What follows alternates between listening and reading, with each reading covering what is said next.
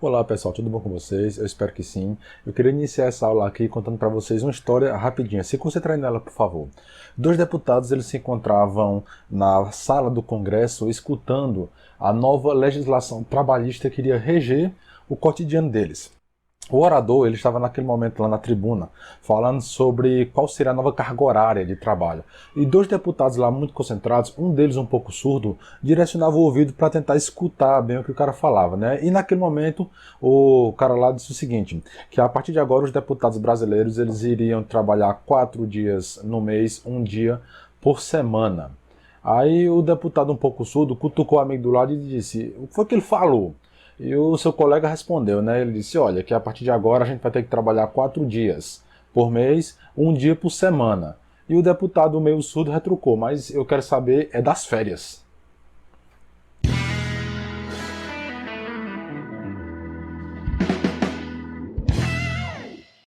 Pessoal, essa história me foi passada pelo professor Raimundo, ele é um colega de trabalho meu com quem eu tenho muita honra e um privilégio de trabalhar, ele é um poeta de um talento imensurável. Professor Raimundo, fica aqui minha contribuição, obrigado pela história e a lembrança, certo, de me contar. Inclusive, eu tive que parafrasear a história, porque se fosse contada pelo talento dele, a coisa seria outro patamar, é outro nível, viu?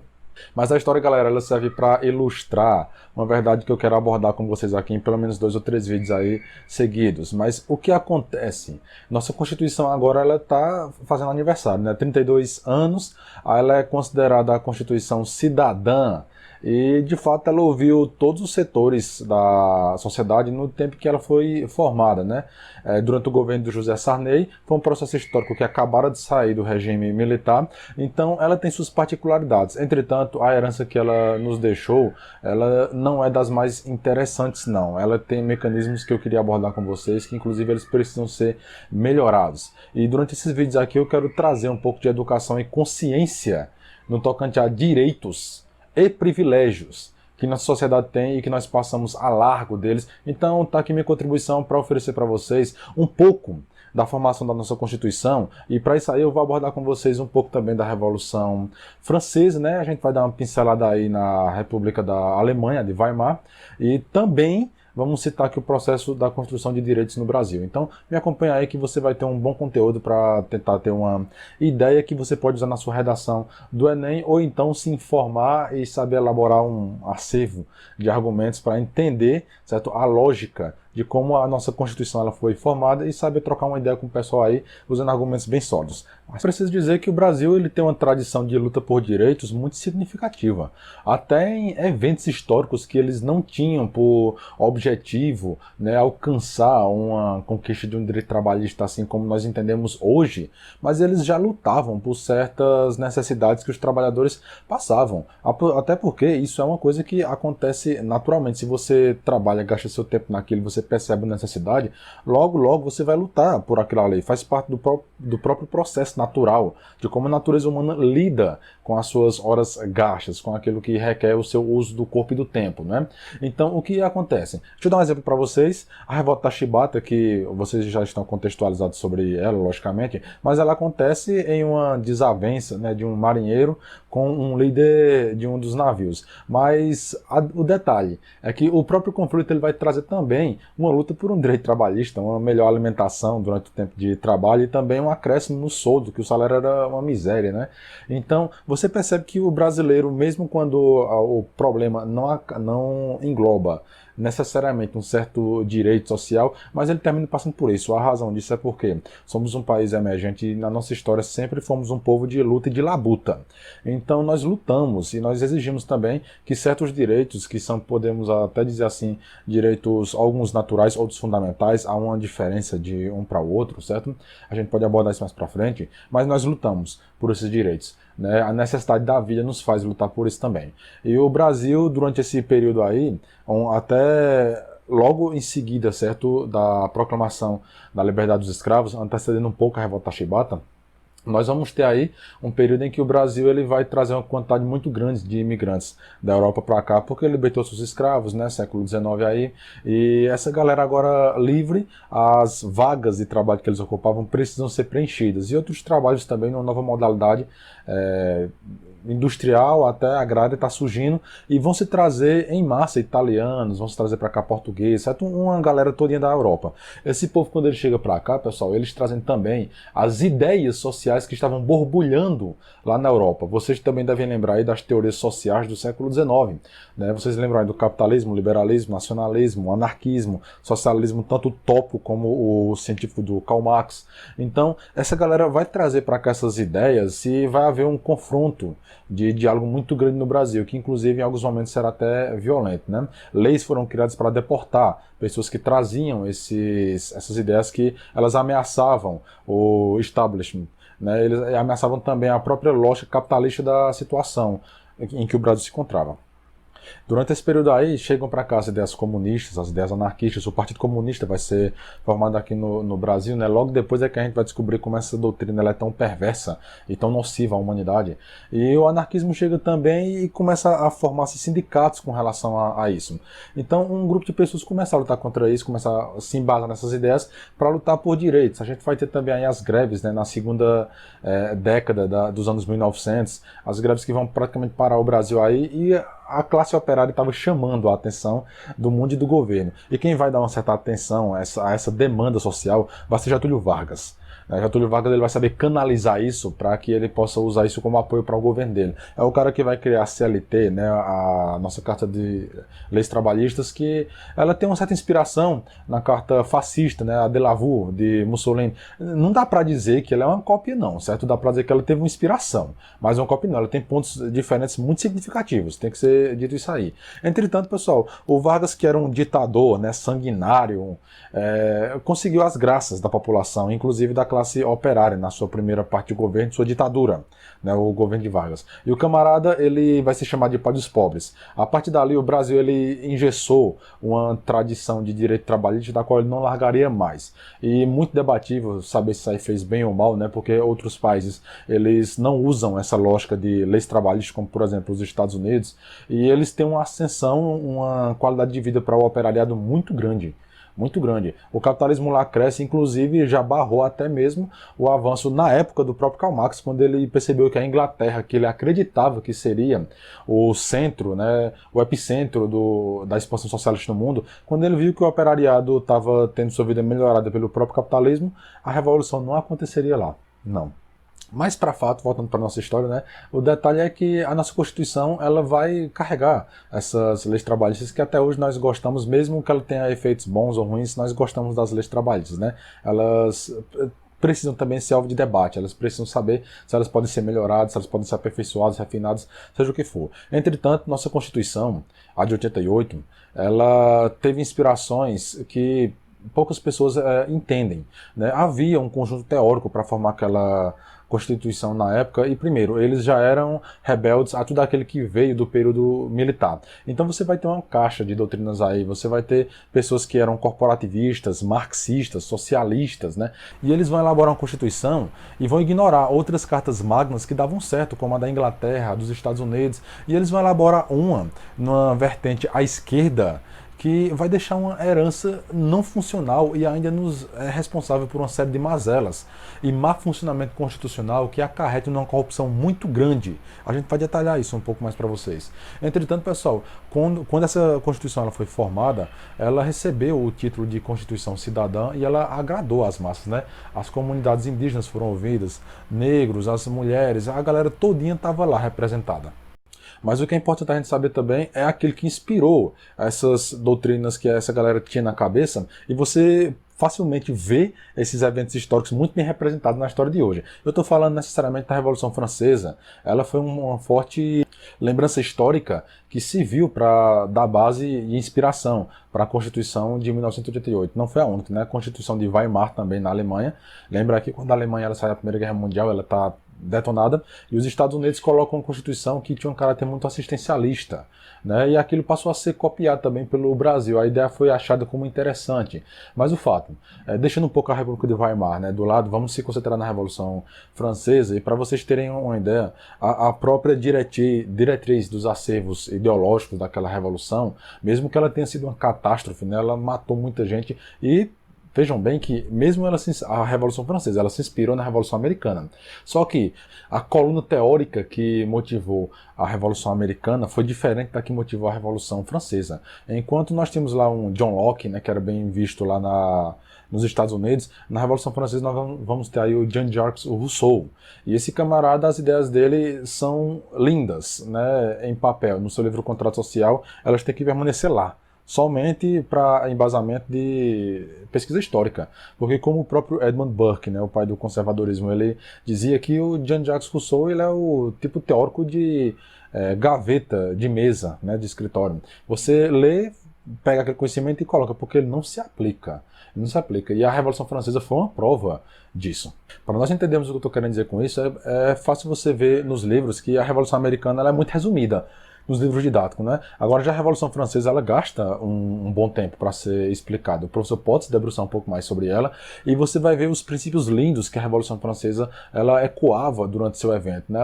A liberdade, a igualdade, a fraternidade. Entretanto, isso são ações muito abstratas que terminaram e culminaram por abolir direitos e ações concretas. Veja que a Revolução Francesa, no momento em que ela se institui e baseada nessa bandeira de igualdade, fraternidade e liberdade, ela terminou por fazer separações muito fortes, certo? Dentro da França, ela terminou por, ao invés de praticar fraternidade, ela praticou a perseguição. A igualdade ela era dada de acordo com a hierarquia que você ocupava dentro do serviço público. Então, cancelou-se o antigo regime na Revolução Francesa, aquela hierarquia que era dada por títulos nobres, para ser dada agora uma nova hierarquia baseada no serviço público, que a ideia parece interessante. Entretanto, nós criamos uma casta de privilegiados.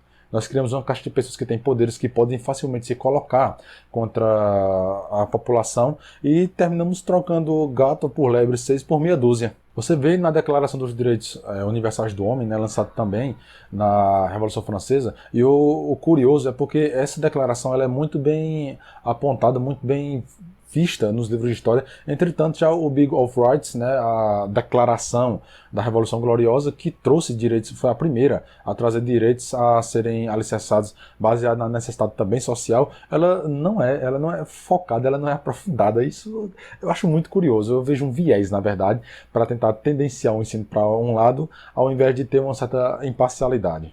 E eu disse para vocês que essas ideias da Revolução Francesa elas terminaram por abolir, na verdade, direitos mais concretos. E, de fato, isso foi feito. Você pode perceber pela própria lógica de como a revolução acontece. Bem, historicamente falando, a revolução ela tem um fim. Ela tem um fim. Mas durante o seu efetuar-se, o que acontece é que todo o processo revolucionário, salvo exceções como a Revolução Americana, que é burguesa, e a Revolução também gloriosa na Inglaterra, que também foi de caráter burguesa e elitista, né? E o que acontece com a Revolução é o seguinte: todo o processo de revolução ele termina por enfraquecer o povo e fortalecer o Estado. Seja terminando de acordo com o que os revolucionários pretendiam, ou então a revolução fracassando. Eu posso usar a própria Revolução Francesa para fundamentar o que eu estou dizendo. Quando o processo revolucionário ele começa, a população fica numa animosidade de espírito gigantesca. Então eles querem mudar o mundo de uma hora para outra. Os líderes sabem que é preciso usar essa animosidade para poder chegar no poder. Mas ao chegar no poder, é preciso controlar a população, porque senão a, digamos assim, ignorância de funcionamento político deles pode fazer o Estado vir à baila, pode fazer o Estado ser derrubado, né? A população pode exigir certos imediatismos que o Estado não tem como oferecer. E o que acontece? Assim que a Revolução Francesa se efetua e os jacobinos e girondinos eles passam a oscilar no poder, né? Mas cada um deles chega, especialmente os jacobinos, o que acontece naquele momento? O Estado é fortalecido, o povo é enfraquecido e perseguido. Todos aqueles que aparentavam não estar coadunados com a Revolução Francesa, eles passaram a ser perseguidos pelo Estado, inclusive mortos, né? Quem aí nunca ouviu falar no Grande Terror, no Medo, né? Na guilhotina? Então, para poder barrar o próprio avanço do povo revolucionário, do povo que estava naquela energia de mudança, o Estado que se coloca agora tem que, de alguma forma, abrandar o ânimo popular e enfraquecê-lo. E o Estado toma força sobre a própria população. Veja a quantidade de pessoas que morreram na França durante o processo, né? E isso é quando a revolução ela começa a seguir o caminho que ela mesmo traçou. O povo passa a sofrer, né, nas mãos dos líderes revolucionários. Inclusive, é muito comum que uma revolução engula seus próprios filhos. Veja aí na Revolução Russa, o Trotsky vai ser devorado pelo próprio proceder da Revolução. Na Revolução Francesa vamos ter o Robespierre, o Danton, o Marat, né? Eles terminam sendo engolidos pela própria efetuação da Revolução que eles mesmos lutaram por ela. E um detalhe, né? Quando a Revolução ela fracassa, aí o Estado que vem logo depois, ele vem e se precave contra, ou vai se precaver contra uma nova revolução. Então ele vai se fortalecer mais uma vez. Você percebeu, por exemplo, Napoleão, né, que chega e ele vai colocar uma ditadura, uma república francesa, onde ele era o admirável ditador da república, né? E logo depois, quando Napoleão também é derrubado, vem um congresso de Viena para restabelecer com mão de ferro o antigo regime. Logo depois você vai ter as rebeliões liberais na Europa, né? Então o que vai acontecer? Uma revolução ela traz esse efeito, essa consequência.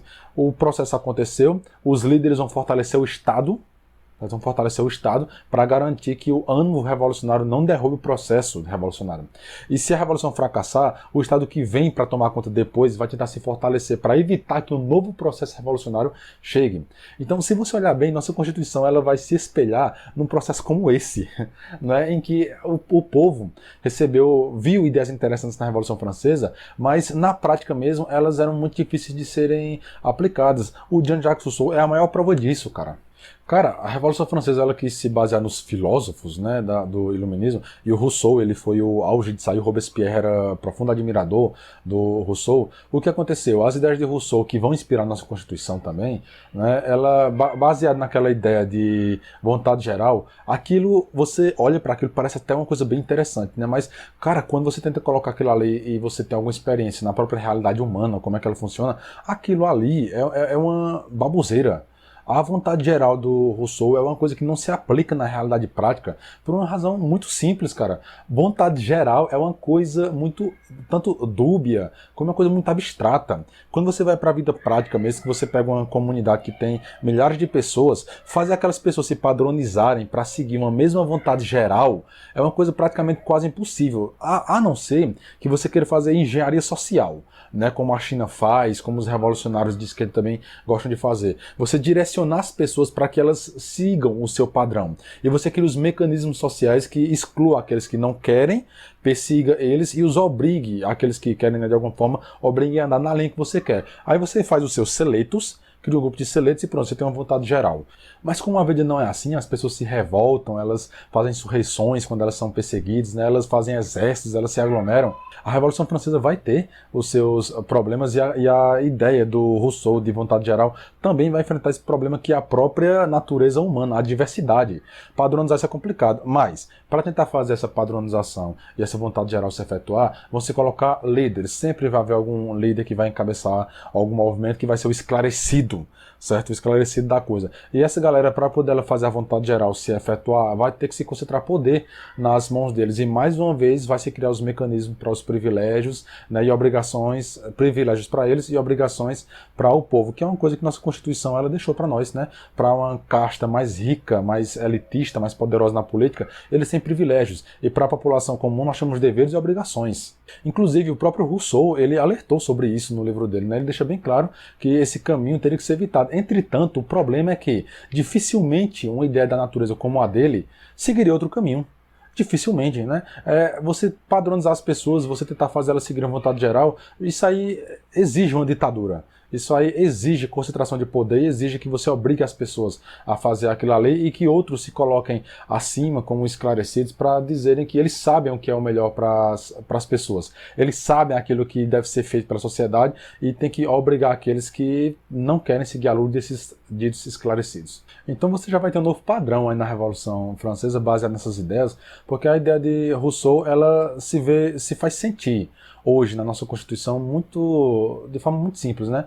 Praticamente o corpo do serviço público ele vai ser montado aí pela força do Estado agora com um híbrido com a força humana. Não é mais o Leviatã do Thomas Hobbes, né? Não é mais aquela força somente do rei, do Estado, depois se cria as ideias do direito divino, não. Necessariamente agora nós vamos ter um Minotauro, né? Um híbrido aí de homem com touro, assim, hoje a gente chama esse tipo de gente por outro nome, né? Mas antes era Minotauro.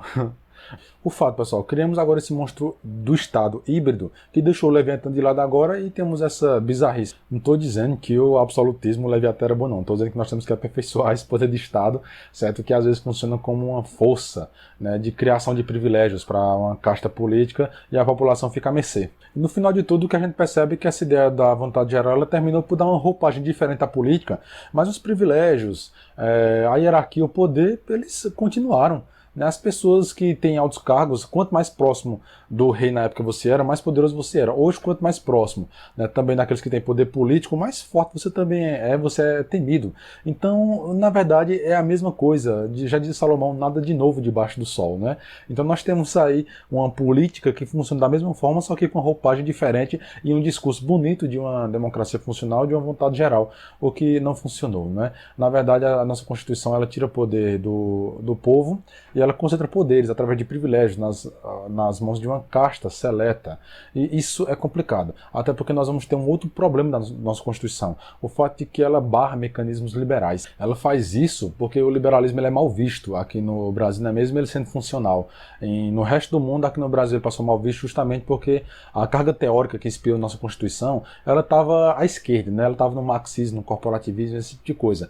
E a crença era de que o Estado teria que resolver os problemas das mazelas sociais ao todo. Essa crença nossa, ela vem do Leviatã, né? Ela vem praticamente da nossa esperança de que o Estado tudo possa resolver. O rei abraçaria a sociedade como um todo e hoje, pela própria experiência histórica, sabemos que o Estado não consegue e ele nem tem poder para resolver toda a demanda social. O que nós encontramos aí é um problema grave, porque o liberalismo ele seria uma boa solução para grande parte desses problemas. Entretanto, o Estado paternalista brasileiro ele abraçou a responsabilidade de sarar toda ferida social, né, não deixou a sociedade amadurecer e se responsabilizar por si só. Aí nós vamos ter aí uma lei onde nós podemos cobrar, porque está na lei, né? Que o lazer, a felicidade, tudo, cara, o Estado fornece às pessoas. Então, se está lá, as pessoas podem cobrar. E nós criamos um vício constitucional. Esse vício, ele vem, logicamente, daquelas ideias que foram muito criticadas pelo Edmund Burke, né? A questão de direitos abstratos. Direitos que você, no papel, eles ficam muito bonitos, né? Mas, porque está escrito no papel, não quer dizer que se efetue na vida prática, não. É muito complicado isso. E o Edmund Burke disse, não, isso aí são direitos abstratos, entretanto, quando vai para a ala concreta, eles não se efetuam. Como você já imaginou o Estado, ele dizendo que ele se responsabiliza pela felicidade das pessoas, né? Se uma lei começa a for aprovada, cara, isso não tem sentido, né? A noção de Estado não tem como efetuar uma coisa dessas. Mas nós temos leis também que eles praticamente chegam a isso, como oferecer saúde para todos. Mas Renato, é claro que tem que ser oferecido. A lei é bonita, mas ela não é prática, ela não consegue se efetuar. Veja o sistema de saúde de países que oferecem esse tipo de coisa, né? Eles praticamente têm um problema muito grave para atender essa demanda. Muito grave. Aí, então você pergunta, qual seria a solução? Olha, dizer que uma Constituição ela vai oferecer isso, aquele tal, aqueles direitos que eles são bonitos no papéis, mas você percebe na prática que eles não se efetuam, né? Os famosos direitos abstratos, como eu acabei de falar. Não é solução, não. Então, qual seria a solução? Seria você não impedir o enriquecimento da população, garantir os mecanismos para que ela mesma possa enriquecer, deixar o caminho livre, favorecer o caminho, criar mecanismos de facilitação para esse enriquecimento, menos burocracia e a população ela enriquece. Aqueles que não conseguirem fazer isso, há uma minoria que não vai conseguir, aí sim, para eles, o Estado pode dar uma atenção porque eles serão um grupo menor, eles poderão ter mais facilidade porque os recursos do Estado podem se voltar para um grupo menor de pessoas. Fica mais fácil de resolver o problema, né? Pode parecer até meio utópico, mas isso é prático. Na verdade, quando você enriquece a população, aí você pode argumentar, mas a desigualdade vai aumentar. Vai, mas a pobreza vai ser combatida. E é outra coisa que é um direito abstrato. Combater a desigualdade, isso não tem sentido. Não tem sentido o discurso de combater a desigualdade, se combate a pobreza. O ser humano ele é desigual por natureza, por filosofia, por postura de vida, por entendimento do que ele acha que é econômico, filosófico, científico, religioso. A diferença dele, certo? Dele para a própria postura de vida vai fazer com que ele possa ser mais ambicioso ou não, e automaticamente, num país livre, a desigualdade ela vai acontecer. Uma mulher muito ambiciosa, ela pode chegar nos altos escalões do mundo empresarial e ser podre de rica. E uma mulher que ela queira ter o filho e gastar a vida num ambiente familiar, ser feliz daquele jeito ali, ela não vai ter o mesmo patamar econômico daquela outra. Entende? Então isso está praticamente na própria natureza das pessoas, da própria vida.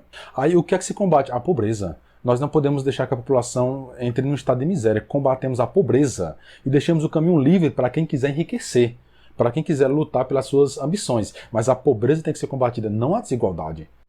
Esses conceitos abstratos, eles partem de uma noção de política que é baseada num dogmatismo racionalista. Se acredita que toda decisão política ela tem que ser pautada na razão. Isso parece até ser óbvio, né? Mas na prática também não se efetua. Como a razão não se efetua também dentro de uma amizade, dentro de um casamento, dentro de um namoro, dentro de uma família, às vezes são decisões não racionais, mas para o bem de todos, né? Uma paz estabelecida que se toma ela. Você pode não estar entendendo o que eu estou querendo dizer, mas deixa eu dar um exemplo para você bem simples, né? Mas geralmente pessoas que têm poder econômico na cidade também têm alguma influência política. E imagine só que a cidade ela precisa tomar alguma obra que vai ser boa, né, para a cidade, mas pode prejudicar o comércio desse cara que tem 100 pessoas, ele dá emprego a 100 pessoas. Ele não gosta da obra, ele não está afim não. Então o que acontece? Ele vai fazer pressão política. E o pessoal vai dizer, não, mas isso é bom para a cidade. Ele, sim, mas não é bom para o meu comércio. A decisão racional é que seria o melhor para a maioria, né? Mas como ele tem poder, ele vai dizer, se adotarem a medida, eu vou prejudicar vocês aí, eu vou gerar desemprego aqui, eu vou levar minha empresa para outro lugar. A cidade pode ficar num prejuízo, pode gerar desemprego, que pode gerar violência, né? Pode gerar outros dados sociais, mazelas que podem piorar a situação. Então, a razão vai ficar de lado. Um acordo, uma conveniência vai ser feita aí. A política é isso, cara. A política, infelizmente, ela é isso. As pessoas têm poder, elas podem lutar também pelo aquilo que faz bem para elas. Então, por uma paz estabelecida, para evitar um mal maior, na verdade, né, se faz um acordo de conveniência. Isso acontece na política. Agora, falando sobre a nossa Constituição propriamente dita, né, como eu já falei para vocês, o corpo teórico dela era um corpo totalmente à esquerda, deixou uma sequela triste. Inclusive, ela é uma Constituição blindada, né, ela dificulta muito as mudanças. Nós temos as tais cláusulas pétreas que, se a gente fosse olhar até pelo próprio racionalismo dogmático, pense bem, cara, ninguém de Cuba foge de Cuba para o Brasil, eles fogem de Cuba para os Estados Unidos, né? E o Brasil tem CLT, nos Estados Unidos não tem. Então por que essa galera ela não vem para o Brasil que está cheio de leis trabalhistas, né? É porque não está funcionando, né? O liberalismo norte-americano está funcionando. A nossa Constituição aqui, com todos os seus enclaves, né, impedindo o liberalismo, ela não está funcionando. Nós temos um índice de desemprego muito alto, e isso aí praticamente está gerando também outras mazelas sociais em efeito dominó.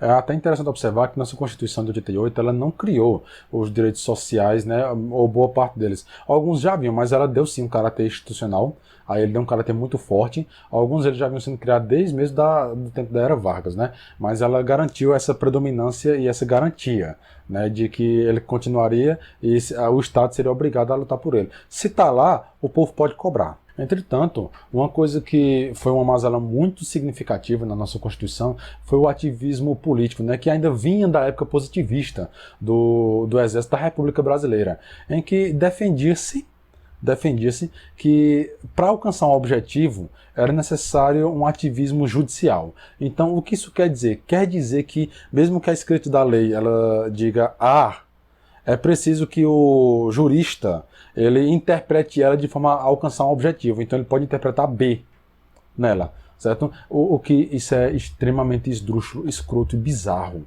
Isso não se faz da própria natureza política. E nós temos hoje muitos juristas que eles lutam para ter uma interpretação ativista dentro daquilo que já está totalmente esclarecido na lei. O texto está lá, né? Mas eles forçam a interpretação para poder caber um objetivo a ser alcançado lá dentro. Então, assim, isso é uma lógica usada até por terroristas. Carlos Marighella, aqui no Brasil, usou esse tipo de lógica, né? Então, você perceba aí que isso é extremamente perigoso, porque a justiça fica relativizada. Ela fica à mercê dos olhos de quem vê. Ela fica de acordo com os apadrinhados, com aqueles que são próximos do rei, próximos do poder político. Então nós criamos um fator judicial que é extremamente nocivo, causa insegurança. Ainda um pior é o fato de privilégios que a nossa Constituição traz para uma casta de poder, né, que nós temos. Mas no próximo vídeo vamos analisar um pouco desses privilégios, certo? Entretanto, qual a diferença de direito e privilégio? Partindo do Estado, certo, que todos pagam imposto para ele, é o seguinte, direito é aquilo que abrange a todos. Né, abrange a todos, de forma idêntica, no mesmo tempo, na mesma intensidade. certo? Com o mesmo padrão, com a mesma forma. Agora, privilégio é quando um grupo seleto ele consegue fugir disso e só ele tem. Certo? Só ele tem aquele direito, só ele pode usufruir daquilo ali. Então, assim, o Brasil é um festival de privilégios, né? E a gente vai abordar alguns deles aí para a gente passar um pouquinho de raiva nesse momento e ver o que nossa casta política ela tem de privilégios e o que nossa casta, né, os intocáveis da população brasileira, eles têm de obrigações a serem cumpridas. Então, voltando a falar da nossa Constituição, né, ela também é dirigista, entende? Ela tenta se intrometer em cada esfera da área humana no Brasil, que é muito complicado. Ela fica detalhada demais. Ela está entre as 3 maiores do mundo, né, já passou por várias mudanças, aí uma quantidade de emendas muito grande. Ela também dificulta muito privatização, que assim, né, faz um bem muito grande aí para outros países, mas no Brasil a estatização é um fator muito forte e ela barra avanços liberais e ainda dificulta o combate à corrupção. Cara, veja o mecanismo de nossa Constituição.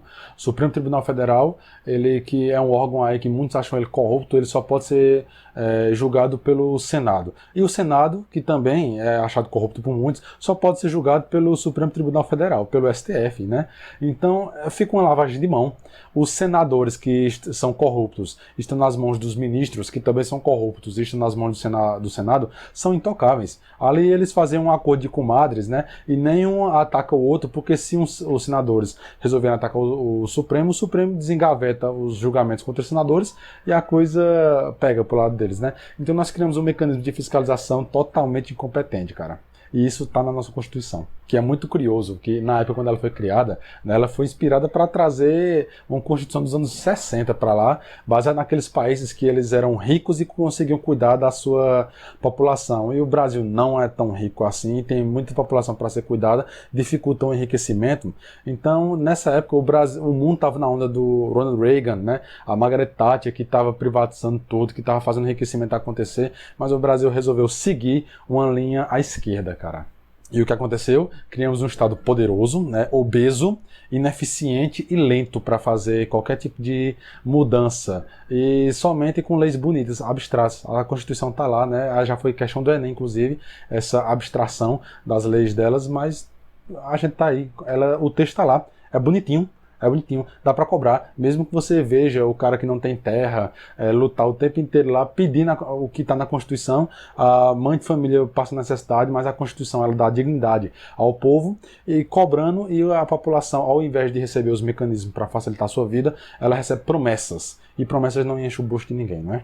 E como eu falei, pessoal, essas mudanças ela é muito blindada. É muito difícil fazer isso aí, né? E vamos provavelmente aí ter mais um 33º aniversário dela, com direito à garantia do foro privilegiado, que não foi dela, mas ela seguiu, né? O fundão eleitoral, a proibição de candidaturas independentes. Cara, a Constituição ela tá atrasada. Ela está muito atrasada, ela tem que mudar, e urgentemente. Nós precisamos de uma Constituição que ela traga uma natureza mais eficiente, e não uma que traga uma inspiração para que os políticos façam carreira de profissão, né? Porque o julgamento deles é diferente, a punição deles é diferente, quem dera, né? Eu pudesse ser punido, condenado, e minha punição fosse uma aposentadoria de 8 a 16 mil reais compulsória. Galera, infelizmente, nossa realidade constitucional ela não é saudável. Nós temos que mudar isso aí com urgência. Nos próximos vídeos eu quero abordar um pouco desses privilégios e direitos, apontar para vocês, certo? E detalhe, eu vou fazer isso aí tudo baseado na obra do Bruno Garchagem, certo? Direitos máximos, deveres mínimos, é nisso aqui que eu estou me baseando. Eu não estou fazendo uma análise do livro não, estou passando o conteúdo do livro para vocês. Pessoal, acompanhe os próximos vídeos aí, tá bom? Curte, comenta, compartilha aí. Eu agradeço desde já por você ter assistido até aqui. Valeu a moralzinha aí. Até o próximo vídeo, pessoal. Até mais.